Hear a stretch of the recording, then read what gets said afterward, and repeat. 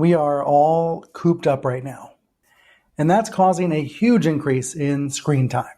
Streaming services like Netflix and Hulu are seeing big increases in usage. Disney Plus and Instagram and others as well. But the biggest online video platform of them all is YouTube.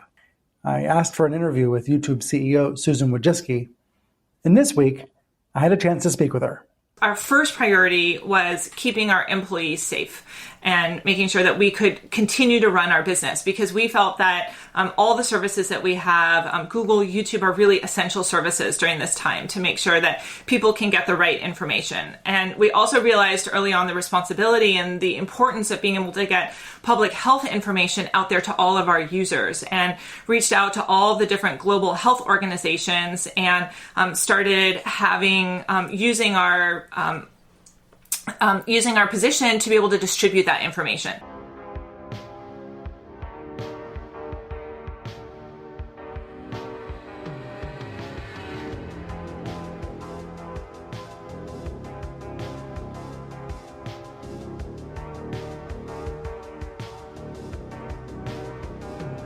Putting COVID-19 health information coming from the CDC, from the World Health Organization, or all the equivalents around the world to make sure that users knew the best way to be able to stay safe and keep themselves healthy and know what those right practices were, and getting the most accurate and up-to-date information. So that was a huge priority for us. It seems like a two-pronged effort. You upgrade or amplify accurate information, and then you try to downgrade misleading or false information. Is that right? It's a two-pronged approach?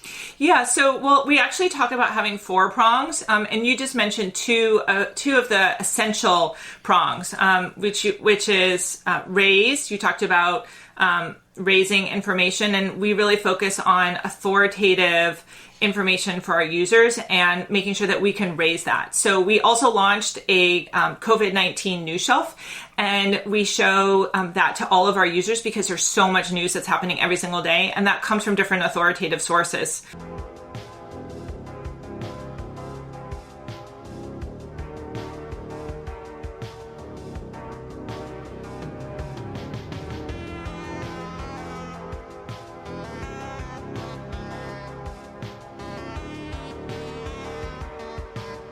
We've actually seen a 75% increase in the news coming from authoritative sources since the beginning of 2020. So we've seen a lot of demand there. What does that mean? That means an increase in video views for those? Yeah, so that means that different news publishers who are providing authoritative information for our users, since we have, users are looking for so much news, and then we're also triggering it. So we have a COVID-19 shelf that we show in many different countries around the world that has the latest news for that country associated with COVID-19. And so we talk about that as raising authoritative information.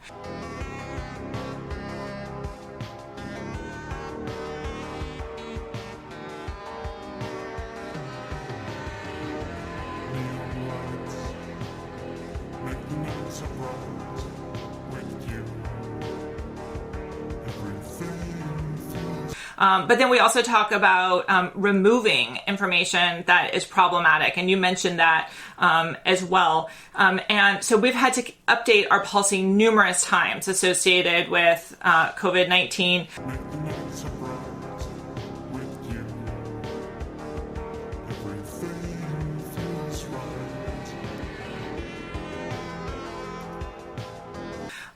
Anything that would go against World Health Organization recommendations would be a violation of our policy. And so remove is another really important part of our policy, and making sure that we don't have information that's false on our platform for our users.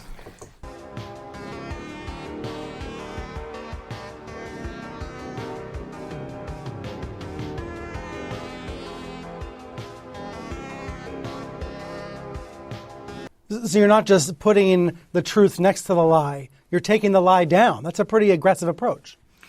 Well, we do remove, across YouTube in non-pandemic times, information that is a violation of our policy. And we've had community guidelines since the very beginning of YouTube, and we've always, anything that is a violation of our policy, we do remove it. And what was really unique about this was just how fast-moving the COVID-19 crisis was. And so we've had to make numerous policy changes all within a really short period of time to be able to make sure that we stayed abreast of the changes. Is there a way to quantify how much supply, how many videos like this are being uploaded to YouTube that are just completely BS?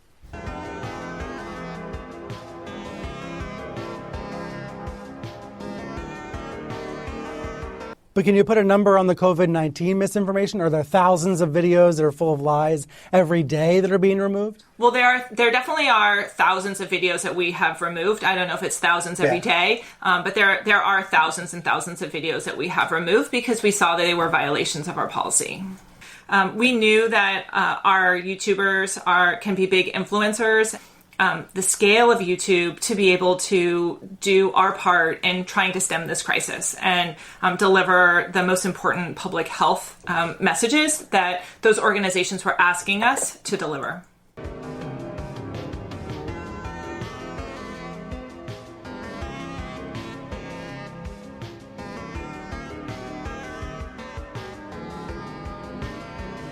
What about the stance toward misleading and false content?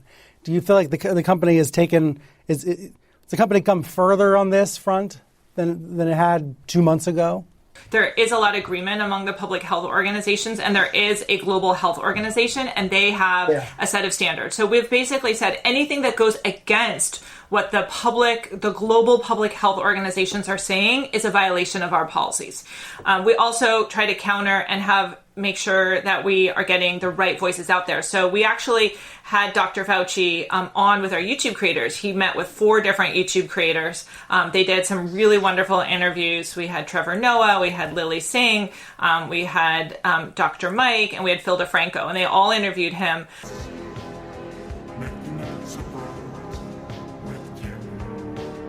Third, we're also engaging with search, social, and digital companies such as Facebook, Google, Tencent, Baidu, Twitter, TikTok, Weibo, Pinterest, and others. We're asking them to filter out false information and promote accurate information from credible sources like WHO, CDC, and others. Finally, we're connecting with influencers through Instagram and YouTube, among others, to help spread factual messages to their followers with a focus on Asia-Pacific region. In essence, to fight the flood of misinformation, we're building a band of truth tellers that disperse fact and debunk myths.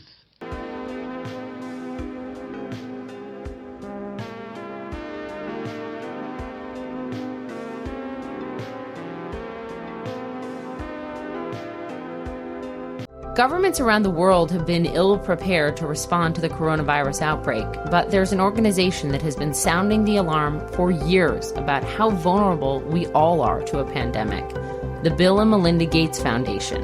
This week on Boss Files, I talk exclusively with Melinda Gates about how her foundation is putting their extensive resources, billions of dollars, behind the development of a vaccine, and what can be done for the developing world, including Africa, which she says could be devastated by COVID-19.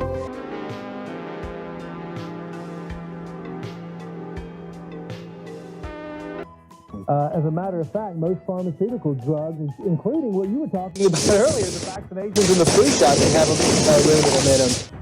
So you might as well drink some BPA water while you're at it.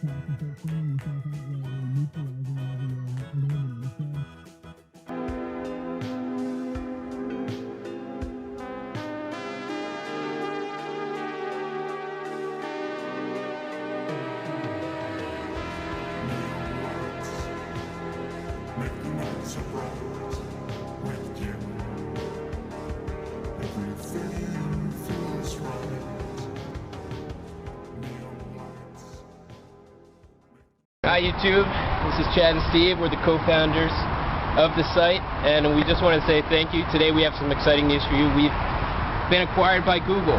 Yeah, thanks. Thanks to every one of you guys that have been contributing to YouTube, the community. We wouldn't be anywhere close to where we are without the help of this community. Thanks a lot. We're going to stay committed to developing the best service for you. developing the most innovative service and tools and technologies so you can keep having fun on our